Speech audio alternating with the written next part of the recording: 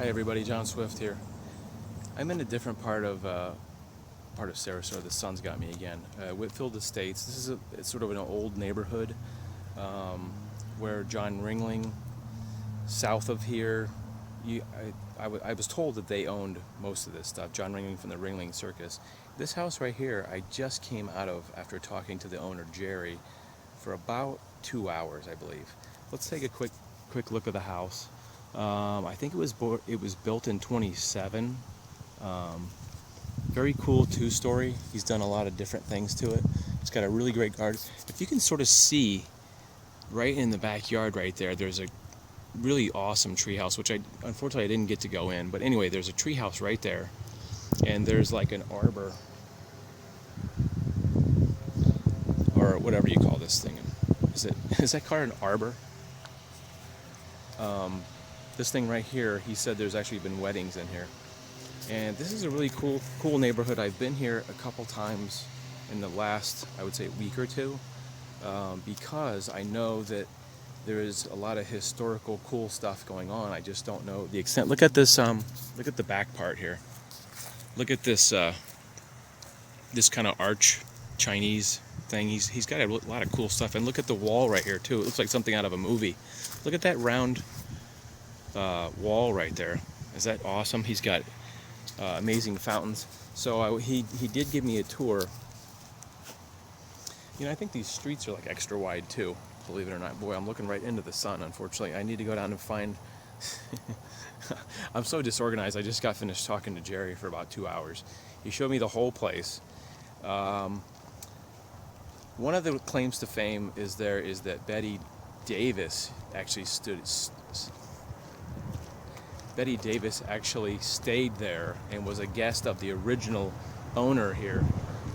So we're on Delmar Avenue, Sarasota, Florida. Delmar Avenue and Westmoreland Drive. Okay, there's the street sign there. So one of the first rooms I saw was the ballroom. Had so much fantastic stuff in there, you know, chandeliers and antiques. They had a really beautiful porch that was called the Chinese Chippendale, with all kinds of great antiques in there too. And the stained glass was really amazing in the dining room there. He took me through most of the rooms, and this was called the Bette Davis room. Somebody did this painting of her? Yes, Stanley Woodward. He was an instructor at the time, lived on Siesta Key at the Ringling Art School. Then he went back to Rockport. So I got some of this video was kind of quick because he was leading me out into the backyard here through the kitchen. You can see the stained glass right there. It's really kind of neat. There's the koi pond. He was sort of describing, he came out and showed me the backyard with the beautiful pool here. So you're saying like you can't go out the bedroom and see all this part? No, I do. Because your windows are over there. I took you the way it is, and I tell everybody that was one time published in a national magazine in England. It's called Hidden Garden. This, take a picture of that. That is from the Chapman Root House in Daytona Beach. The base and everything shoots water when the pool's on. Put up in 1922 at the Chapman Root, and if you don't know who Chapman Root is, he designed the Coke bottle. Really? And become extremely wealthy. Was he an engineer or designer? No, he was a glass blower in Terre Haute, Indiana. And there was Chapman Root. There was the Root department stores. There was a Sumar Special, Root Sumar Special that ran in Indianapolis. It's amazing you can become wealthy designing a Coke bottle. Here's a shot of the side garden on the water side of the house. A beautiful statue there. An amazing multi-level tree house. You can actually see they put a staircase, a spiral staircase actually goes up the tree to the tree house. Pretty amazing. I've never seen anything like that before. Emergency. As I was working on this. They're beauties. And there's turtles over there somewhere. They only come out once in a while. Everything's laid out on a straight line that goes through here, right through that statue, right down to that bronze head. He's basically describing how the grass and all the architectural was lined up here. So I set them back in there and they light up at night. So you want to see them at night. He designed basically the whole yard himself. They're like lost. And then I built this in the year 2000. That's a Chinese scholar rock, the real thing. Came from a professor at Monaco College. What'd you say? It was a scholar rock? Scholar rock, yeah. Yeah, Google that, scholar It's rock. It's art form over there. Wow, those things are really big. That's usually what's said about that time. I mean, like that thing weigh like 40 pounds. That's, he's probably a good 20. Smokes. If you pulled him out of there, you couldn't hold him. That's Nebraska, big red one. Every one of them has a name. The prettiest one is right there. That's Cher going that way. She's underneath now. She's coming back. She's circling around. She's on the bottom. That is with Cher. the black, orange, and yeah, white. she is a true butterfly. She is stunning. And her name is Cher. Coat of many colors. Holy smokes. And I've never seen anything that's quite that big. I see. fantastic big tree out of Sarasota. You can't tell it. It was actually bulldozed up out of the middle of the road.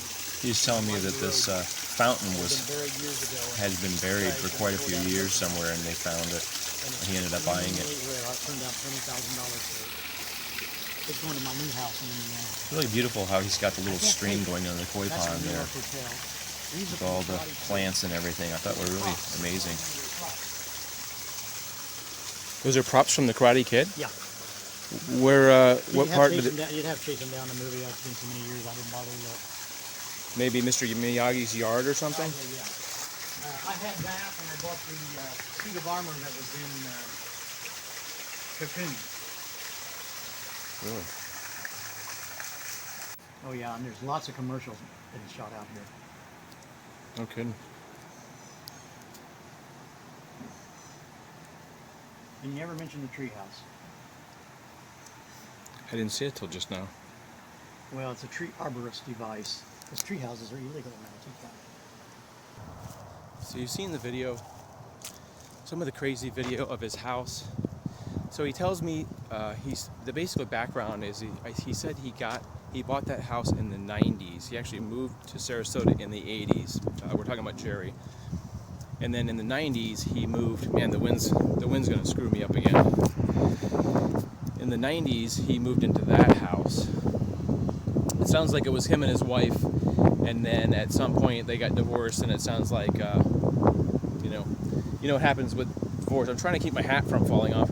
You know what happens in divorce is the wife gets half the money, and so it sounds like he sort of lost his keister in the divorce, but he's still there, and he's actually trying to sell that property. He told me today he was supposed to close on a house, but the people backed out at the last minute today. So that's crazy. So he said it was a bad day, but he was actually nice enough to give me a tour of his house. And it's funny because he said he was telling me originally that he was the caretaker, but it's actually his house. So I felt like I was in a movie there for a minute, where the guy was telling me you can see from the video that he was dressed in literally a paint stained, the classic paint stained sweatshirt, like one you'd see in a movie where it just has paint all over it. I don't know if he paints or not, but his pants were paint stained. Maybe he paints a lot, and that's his painting clothes. And I can't say that the guy's worth $1 million. He told me the house wasn't worth $1 million. It's funny because this seems like a very well-to-do neighborhood, but it's actually right across the street from the airport, which is basically right there. It says SRQ right there. I hope the wind isn't killing my audio. For some reason I never think to bring like a little thing to put over the microphone. So a really great guy, gave me that cool tour. I feel really fortunate that I was just there at the right time when his neighbor was outside. So it's just crazy how sometimes my timing is like, I think Johnny Carson said timing is everything. Timing is everything. You know, if I hadn't come there at the right time, everybody would have been in their house. It's just funny how that just translates to really my life. Being at the right place at the right time, this, that, and the other. When I used to work for Channel 40, just a quick story, I was there at the right time because it was a good time to work for the company, the ABC station. And I ended up, meeting a lot of people around town. You get treated like a VIP as a cameraman, and I'd be with a reporter. We ended up going to a lot of places. I think the most famous person I ever met was Jesse Jackson, who actually ran for president, in the 90s? He was running for, I don't know if he ran independent. The Pointer Sisters, I would say, would be the second. They were very big in the 80s. Pointer Sisters, tons of hits in the 80s. They were all seemed very tall. I'm about 5'7", 5'8"-ish in heels, and meeting them, I felt like a little tiny dwarf because the Pointer Sisters all seemed like they were like 6 foot plus. Plus they had high heels on, so it seems like they were like 6'4", and they were backstage at the Van Wezel. Unfortunately, I don't have a picture of that because I never got a picture. But so, this is just a continuing thing. Like, you know, how could I ever predict that I'd be walking down the street and a guy would show me a historic house and give me a tour of like his bedroom and the bathroom and all this stuff, and he had all this fantastic stuff and told me stories about how he used to be a chauffeur in where was it, Illinois, where he owned a Rolls Royce, and he used to use the Rolls Royce to take people from the airport to the hotel and stuff like that, and he ended up meeting a lot of celebrities. So it's funny how you just sort of, some people I think are charmed that way, where they just have such a great personality. They meet people and they know people through other people. It's just crazy. So anyway, I hope you found this somewhat interesting. I definitely did, because I just walked through a house that was built in 1926, and it's just fantastic. More planes. The only downside is the planes. That is an American Eagle jet. I don't even know American Eagle. So we'll see you in the next vlog, guys. Hopefully something really cool and surprising and crazy will happen in that vlog too. I've gotten really lucky in the last couple days that I've found some interesting things. So I always wish you guys the best, and